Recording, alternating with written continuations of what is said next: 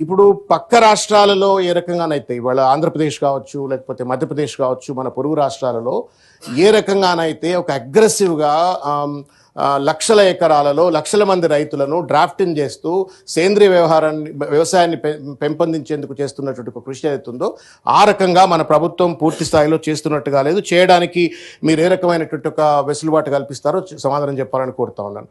రెండవది, the seeds is the very biggest link in the మొత్తం. దీంట్లో కూడా విత్తనాలు అనేటువంటి ఇవాళ విత్తనాలు అని అంటే అంతే కల్తీ విత్తనాలు, లేకపోతే పెద్ద పెద్ద బడా కంపెనీలు సప్లై చేసే విత్తనాలు ఉంటాయి. ఈ సేంద్రియ విత్తనాలను ప్రభుత్వం సప్లై చేయడం కోసం what kind of the measures that government is taking, దయచేసి అది కూడా మంత్రి గారు సమాధానం చెప్పాలని చెప్పి కోరుకుంటా ఉన్నాను. మూడవది, ఎక్స్టెన్షన్ కోసం ప్రభుత్వం ఏం చేస్తూ ఉంది? గత ప్రభుత్వం కేసీఆర్ గారి యొక్క నేతృత్వంలో రైతు వేదికలు పెద్ద ఎత్తున ప్రతి గ్రామంలో కూడా కట్టినారు.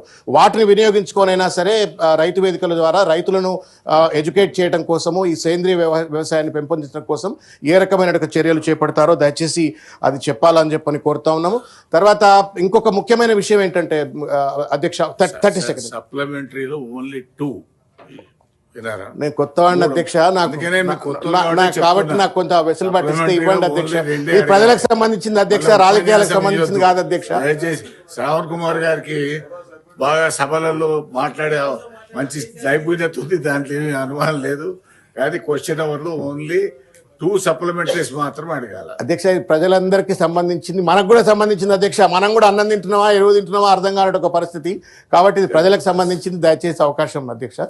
చివరిగా ఇంకొక ముఖ్యమైన అంశం ఏంటంటే అధ్యక్ష, రైతులకు ఒకవేళ గనక సేంద్రియ వ్యవసాయం పోయినట్టయితే what kind of incentives that the government is providing అని చెప్పని కూడా సమాధానం చెప్పాలని చెప్పని కోరుతా ఉన్నాను.